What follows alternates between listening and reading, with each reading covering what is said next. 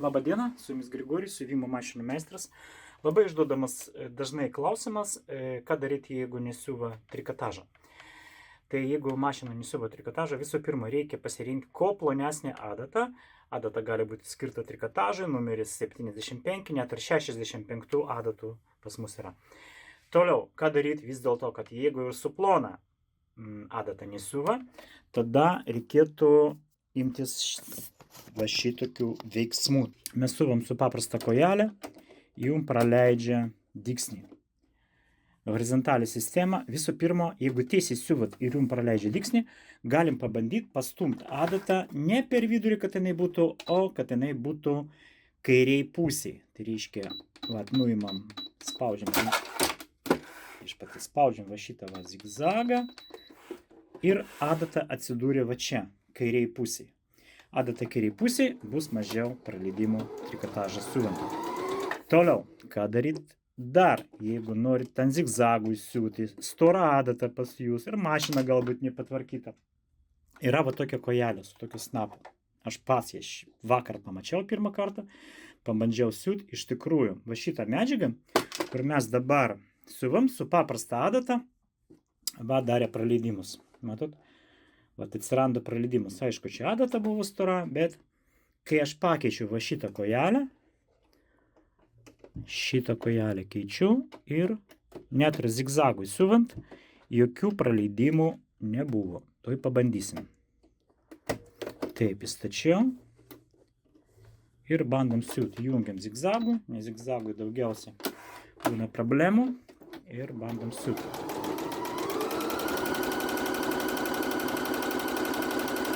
Šiaip irgi tyliai dirba pakankamai, net ir su šitą kojelę, nes čia yra tokia šakutė, kur adatos laikiklis kabina už ją. Bet kadangi jinai labai kokybiška, tai mes tokių problemų ir neturim. Nu va, tai tokiu būdu mes išvengiam tų praleidimų. Ką toliau? Galim pastatyti dar va tokią kojelę. O čia, matot, mažesnė skylutė jinai turi. Galime dėti va tokią kojelę, irgi praleidimų bus mažiau, nes skylutė mažesnė. Tai va, pabandom su šitą kojelę dar pasiūt. Zigzagas jungtas. Bandom siūt.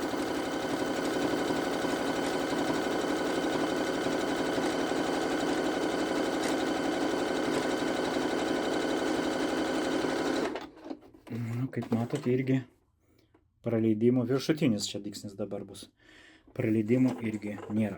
Tai kartuoju dar kartą, plona adata, kuo plonesnė adata ir kojelė su kuo mažesnė skylutė. Jeigu tiesiai siuvat ir jum praleidžia dygsnį, galite adatą pastumti į kairę pusę, jeigu yra tokia galimybės, ir net ar pakeisti tos kojelės. Va šitą kojelę ir tą baltą. Tai šiandien tiek, su jumis buvo Grigorijus ir OB siuvimo stilius. Statykite laikus, dalinkitės video. Ir ką, gerų išeiginių. Iki. Labdien, mane Saus Grigorijus, дзивою Вильно, он ремонтирую швеймашинас. Итак, сегодня у нас машина H40. Мы говорим не о машине, мы говорим о лапке для окантовки. Есть вот такая лапка. Для окантовки ставлю камеру, что в прошлый раз заснял, ничего не было видно. Так, что мы имеем? Нам нужно окантовать вот так материал, как это сделано здесь. Видели, да? Вещи, которые вы покупаете, бывают часто окантованы, трикотаж особенно, окантованы такой вот полоской. Эта полоска, она продается в магазине. Сейчас я выберу и все сначала покажу. У нас есть вот такая лапка. Есть без адаптера, есть вместе с адаптером, как вам удобно. Для старых машин более это подходит, для новых машин с таким креплением подходит и такая. Что мы должны сделать? Мы должны вот эту полоску согнуть. Она уже один раз заглажена. Сейчас мы ее еще раз сгибаем и засовываем вот в это отверстие в лапке. Да, эта лапка, она может шить любую говорю йоста, по-литовски йоста, а по-русски как-то будет окантовка, наверное, окантовка. Хорошо. Пишите, как это называется. Вот мы вставили. Здесь регулируется ширина этой окантовки. Может быть и широкая, и узкая. То есть крутите винт и вставляете широкую, крутите назад, вставляете узкую. Здесь регулируется строчка, где она будет, влево или вправо, ближе к краю или дальше от края. Все, ставим лапку, засовываем материал между вот этой полоской. Я возьму новый материал, чтобы было все понятно. Вот здесь вот засовываем материал между ней. И просто шьем на прямой строчке. Смотрим результат. Я когда-то делал стенды такие для образцов этих лапок. Прекрасно она работает, никаких проблем не было. Вот что-то не попало. Ага, почему? Потому что я плохо завел не туда, куда надо. Ну, надо я вам, знаете, что посоветую? Вы на кусочки прошейте этой полоски, на кусочки полоски, а потом уже, может, она все-таки ее поуже сделать, чтобы она не ездила куда попала. Вот, сделал поуже. Ну все, и должен быть результат. Снимаем без дублей, подвинем поближе, потому что строчка не попадает. А сейчас подальше, потому что она слишком далеко. Ну, настраиваемся, так? Поехали. Ну, вот такой мы результат имеем. Наверное, хотелось бы еще ближе, да? Давайте попробуем еще поближе сделать. Так, засовываем сюда материал. Прошьем на этой полоске, да? Кусочек полоски прошьем. Так, отрегулируем ее. Думаю, вот сюда надо, чуть-чуть. Вообще-то у меня есть позиционер иглы в этой машине. Вот, и видите, я могу нажимать кнопочку, иголка идет влево или вправо. Ну, короче, можно и этим винтом, если в машине нет позиционера. В данный момент я показываю, как это делать винтом. Потому мне, наверное, слишком сложно все получается. Ну что, засовываем вот этот материал туда, между лентой. И пробуем прошить. Так, полоски побольше. Пока настроишься долго. Когда настроишься, потом уже все идет прекрасно. Так.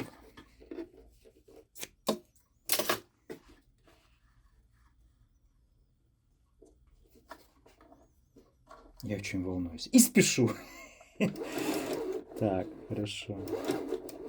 Где же она? Ну, наверное, наконец-то. Наверное, наконец-то.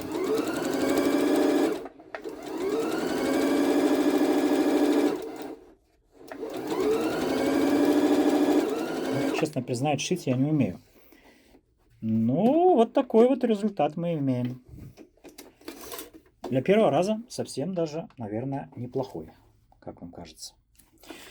Ну, на сегодня все. Хороших выходных всем. Висото лабако. По-моему, по-латышски. Всем привет. Обнимаем. Очень вас любим, уважаем. И стараемся все для вас.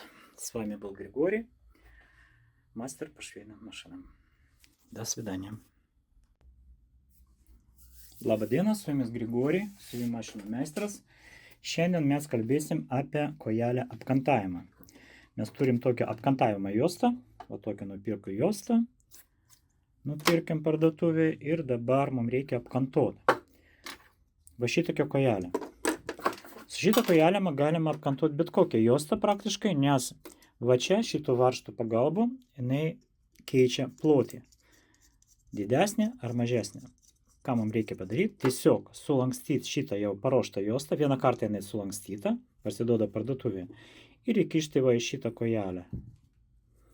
Įkišam į kojelę ir reguliuojam tokiu būdu, kad ta juosta laisvai judėtų, bet kad nebūtų tokių didelių tarpų. Sakysim, kad jinai visų pirma neprisispaustų, o antra, kad vis dėlto galėtų vaikščioti. Vat yra kažkoks pasipriešinimas. Kokią čia pusę sukti? Palauk.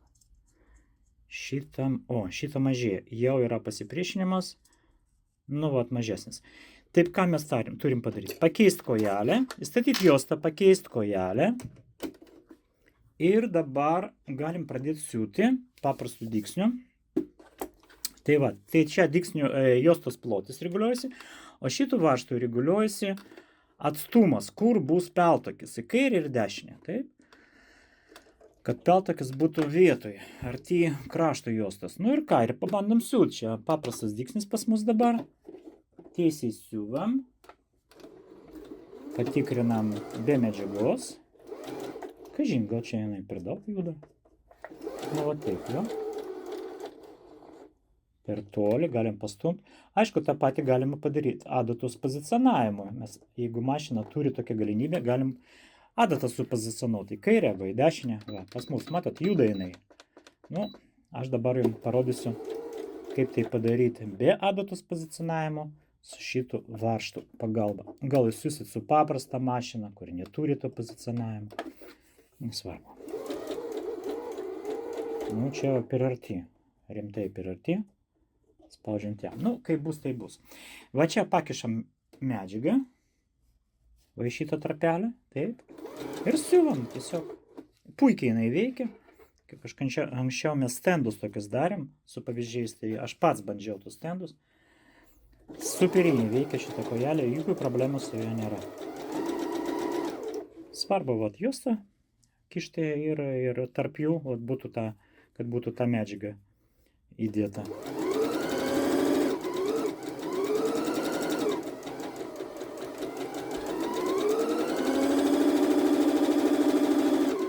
Nu ką, nu tokį rezultatą mes turime. Žiūrėkit. Apkantuota medžiaga iš dviejų pusių. Viskas puiku. Tai šiandien tiek. Statykite laikus, dalinkitės video. Taip sakant, su jumis buvo Grigorij ir OB siuvimo stilius. Iki.